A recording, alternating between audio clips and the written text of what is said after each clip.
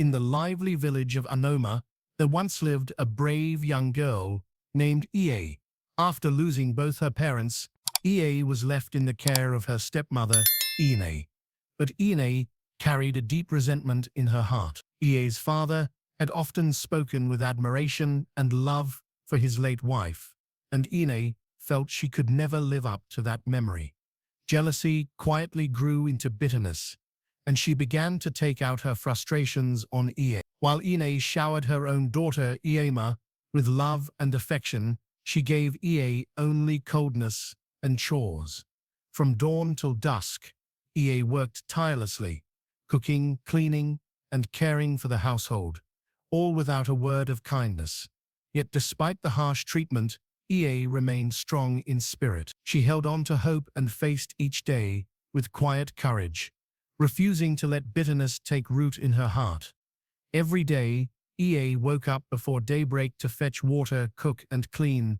Her days began early and ended late at night, with little rest in between. One morning, Iye woke up a little later than usual.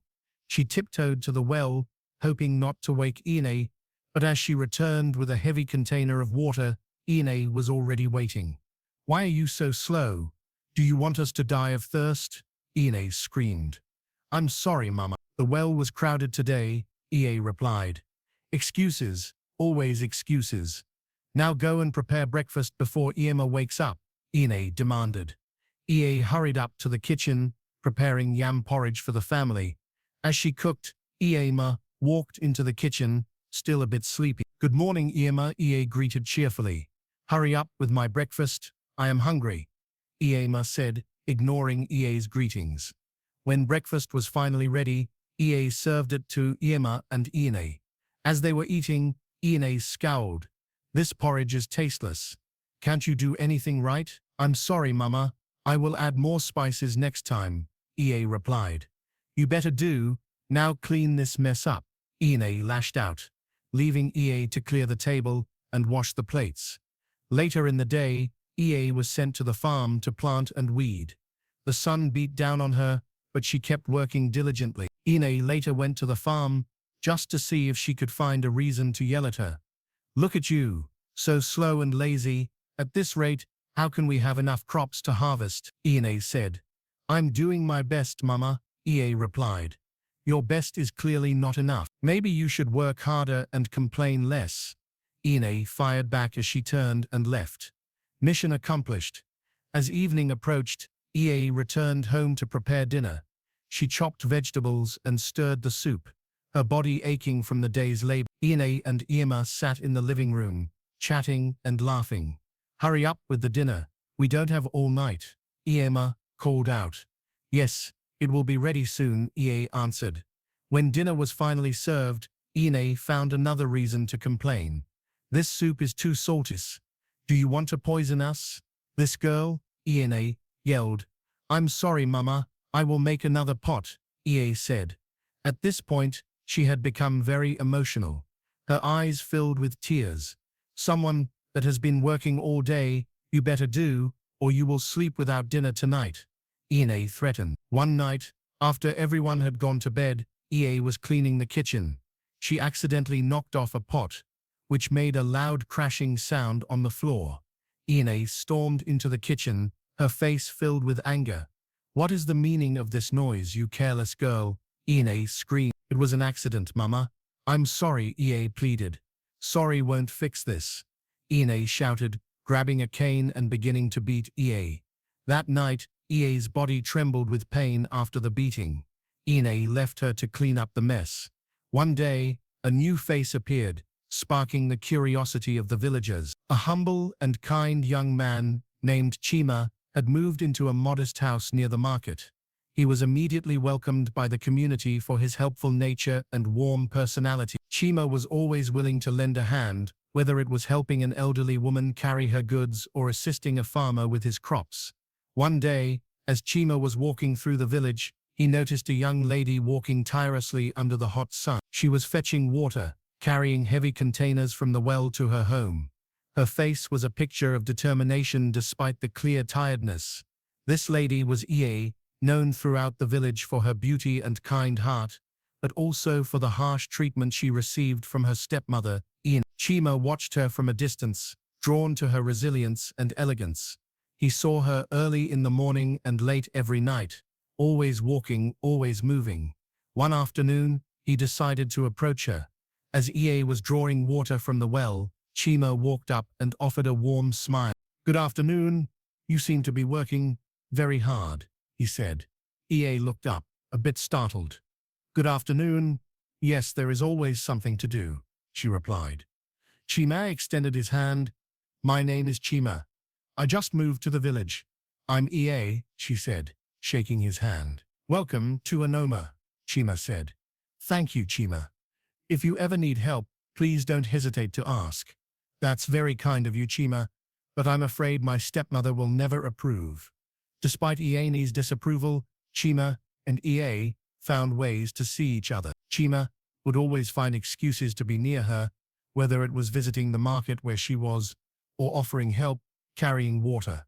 Over time, their conversations grew longer, and their bond grew stronger. One evening, Ie sat under a tree, feeling very tired. Chima approached her with a small basket of fruit. "I thought you might like this," he said, handing her the basket. "Thank you, Chima. This is very thoughtful," Ie replied, as she took one apple from the basket.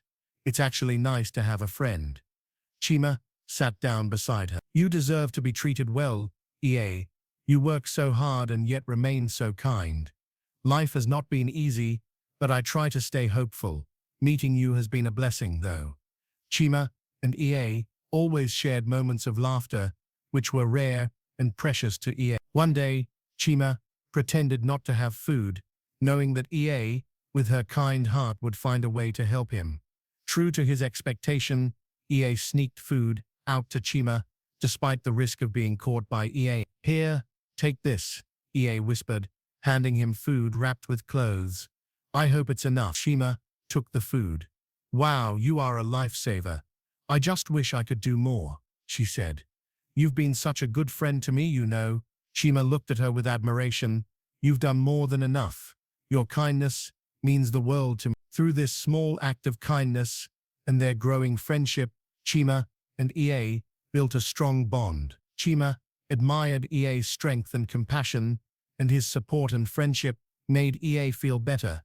Their friendship became a source of joy and hope for Ie, a light in her darkest moments. News came that Prince Chinedu, who had been outside the village since childhood, was finally returning to take a wife. A grand festival would be held in his honor, and all eligible girls were invited to attend. The village erupted in excitement. Mothers and daughters were very happy, eager to prepare for the big day. In every home, preparation began immediately.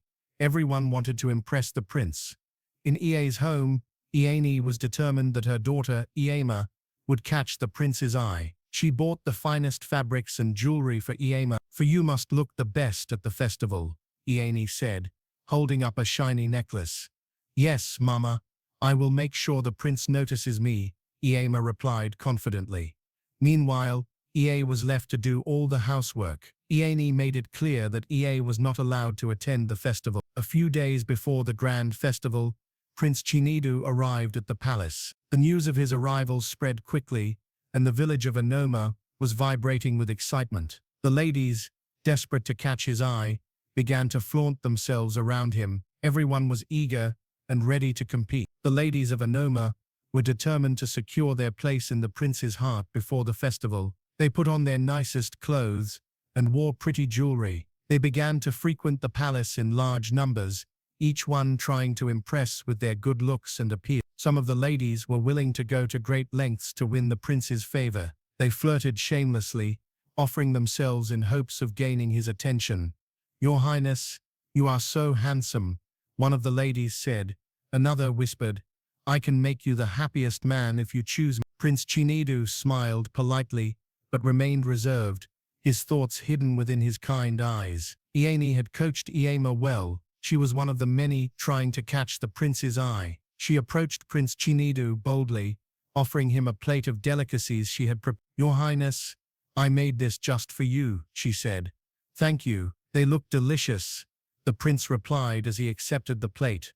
Ijeoma smiled with joy, thinking she was getting ahead. She hung around the prince, laughing at his jokes and trying to win him over. Unlike the other ladies, Ijeoma did not care about the competition for the prince's attention. Her heart was not set on winning the favor of a prince she barely knew. Instead, her thoughts were filled with Chini, the humble young man who had shown her kindness and friendship. Whenever she had a moment to herself, Ijeoma would think about the conversations she had with China. He had become a true friend to her, someone she could confide in and rely on. One evening, after finishing the chores, Ijeoma decided to visit China. She found him outside his modest house, fixing a broken stool. "Good evening, Chima," Ijeoma greeted. Chima looked up and smiled warmly. "Good evening, Ijeoma. How are you?" "Just tired from all the work," she replied as she sat on a nearby log. Chima noticed the weariness in her face. "You work too hard, Ijeoma. You need some time to rest. It's not easy. But what can I do? How are you preparing for the festival?" Chima laughed. "The festival? I'm more interested in seeing my friends enjoy themselves." Ijeoma smiled. "I'm sure it will be a wonderful event." "Of course it will be. Especially if you're there to spice things up." "Thank you, Chima. You always know how to make me feel better." Chima noticed how the ladies were fighting to get the prince to notice them, but he admired how Ijeoma didn't join in.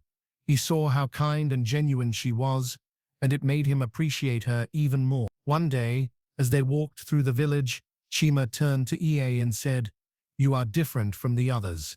You don't seem interested in the prince like they do." "I don't need a prince to be happy, Chima. I just want to live a simple life with people who care about me." "That's what I'm talking about. That's what makes you special, you know." In the days leading up to the festival, Chima and Ijeoma often talked about the upcoming event. Despite her stepmother's orders, Ijeoma was curious and excited about the festival. One afternoon, as they sat by the riverbank, Chima turned to Ijeoma. "Are you coming to the festival?" "I don't know yet. Ijeoma already told me not to go. She wants Ijeoma to have all the attention." Chima frowned. "That's not fair. You deserve to enjoy the festival too. Please try and come." "That place will be very boring without you." Ijeoma smiled. "Chima, you started. Oh, you always know how to crack me up. Anyway, I will try, but it's not a promise." The day of the festival arrived, and the village was filled with excitement. Ijeoma was busy helping Ijeoma get ready, ensuring she looked perfect. "Ijeoma, I hope you know that you're not going anywhere today. Stay home and do your chores," Ijeoma ordered. "Yes, Mama," Ijeoma responded. As Ijeoma and Ijeoma left for the festival, Ijeoma felt very sad. She wanted to be at the celebration, at least to enjoy the moment with Chima. While the festival was in full progress, Ijeoma's godmother, Mama Nkechi, happened to pass by Ijeoma's house. She was surprised to see Ijeoma at home. "Ijeoma, why are you here? The festival is already on. What are you still doing at home?" "I can't go. Ijeoma ordered me to stay home. That woman will never cease to amaze me. Follow me immediately. We won't let her ruin your day today. At least, not while I'm still alive." She hurried back to her house, with Ijeoma following her. When they got to her house, she pulled out a beautiful dress from her box. "Here, take this. Put this on," Mama Nkechi said, handing Ijeoma the clothes. "You will go to that festival and enjoy yourself today, and heaven will not fall." Ijeoma hesitated. But what if Ijeoma finds out? And so, she cannot do more than a dead rat. "Please hurry up and go and enjoy yourself." At the palace, Chima was already mingling with the crowd, his eyes constantly searching for Ijeoma. As time passed, he grew increasingly worried. "Where could she be?" he muttered to himself. But she said she would try to come. He moved through the crowd, hoping to catch a glimpse of her. The longer he searched, the more anxious he became. Finally, Ijeoma arrived at the festival, dressed in the beautiful clothes Mama Nkechi had given her. She moved through the crowd quietly, trying not to draw attention. Chima spotted her immediately and became relieved. "Ijeoma, I was so worried. I'm glad you came." Ijeoma smiled. "You know I can't let you down now. Anyway, It was Mama Nkechi that helped me. Imagine, that woman ordered me not to go anywhere, but Mama Nkechi came and insisted I must go. Chima looked at her with admiration. You look so beautiful, Ie. I'm happy you are here. As the festival continued, Chima observed the maidens and their intentions with the prince. Many of them were only interested in his wealth and status. They flirted and showered him with attention, trying to get him to like them by being over-friendly. Your Highness, you are so handsome and noble, one maiden said. Another said, I would make the perfect bride for you, Your Highness. I come from a very wealthy family. Prince Nkechi smiled, politely, unimpressed. He could see through their flattery and knew they were only after his title and riches. Ie, on the other hand, showed no concern about Prince China. She spent the evening hanging around with Chima, enjoying the festival's activities and the company of her friend. Ie, aren't you going to try to meet the prince? One of the girls asked, surprised by her lack of interest. Ie shook her head. No, I'm not interested. I'm just here to enjoy the festival and spend time with my friends. That's strange. Oh, that is really, really very strange, the girl responded. Chima and Ie walked through the festival, watching the performances, playing games, and laughing together. They shared moments of joy and friendship. They paid no attention to the competition going on around them. Look at that dance performance. Chima smiled. It's wonderful. I'm glad we could enjoy this together. As the festival drew to a close, everyone gathered in the main square for the prince's final decision. Tension filled the air. Everyone wanted to be the prince's bride. Ijeoma and Ijeoma sat at the front, very confident that Ijeoma would be the chosen one. When it was time for Prince Chinaidu to step forward and choose his bride, the king stood up to make a brief remark. The crowd fell silent, eager to hear what he had to say. People of Ijeoma, I know many of you are wondering why no one recognized Prince Chinaidu. Let me explain. Years ago, when Chinaidu was still a child, his mother, my first wife, and I separated. She took him with her to her hometown. That is why many of you did not know him. As he grew up, the king continued. When Chinaidu was ready to return and take a bride and also assume his position as the crown prince, he made a suggestion. He wanted to keep his identity a secret. He believed that this way he could find a good woman who would love him for who he is, not just because he is a prince. So that being said, ladies and gentlemen, Prince Chinaidu has made his decision. He will now reveal his bride. At once, Chima, who had been by Ie's side all evening, suddenly stood up. The crowd was left speechless in shock. Whispers spread like wildfire. What's happening? Ie said as she became confused. Chima turned to her. Ie, there's something I need to tell you. I am Prince China. Ie's eyes widened in surprise. What? You are the prince? Chima nodded. Yes. I've been observing everyone in disguise to find a bride with true kindness and humility.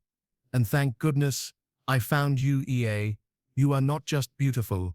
You have qualities way beyond what I was looking out for. The crowd began to murmur. Ijeoma and Ijeoma were shocked, unable to believe what was happening. Somebody please wake me up. This has got to be a dream, Ijeoma said. The king raised his hand again, silencing the crowd. Prince Chinaidu has made his choice. It is not about wealth or status, but about the heart. Ie has proven herself worthy. Chima, now fully embracing his role as Prince Chinaidu, looked into Ie's eyes. Ie, will you marry me and be my princess? Tears filled Ie's eyes as she nodded. Yes, I will, my prince. The crowd cheered, and the festival turned into a celebration of the prince's engagement to Ie. Ijeoma and Ijeoma stood in shock, realizing their plans had failed. Chima took Ie's hand and led her to the center of the square, where they danced together. Ie felt like she was in a dream, her heart filled with joy and excitement. I never imagined this, Ie whispered. Chima smiled. Sometimes the best things in life come as a surprise. I am glad I found you, Ie. So tell me, who was the young man pretending to be you? Chima smiled. That young man is my loyal friend, Obi. He agreed to help me with this plan so I could move freely and observe everyone without the burden of my title. And so the humble maiden who had shown kindness and friendship to a stranger became the chosen bride of Prince Chinaidu, proving that true love and virtue always prevail.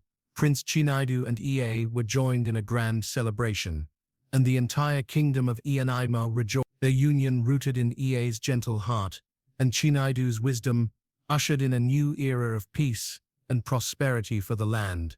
What lesson did this story teach you? We'd love to hear your thoughts in the comments below. And if you enjoyed this story, don't forget to like, subscribe, and hit the notification bell so you never miss another inspiring tale. Thanks for watching and see you in the next video. Bye for now.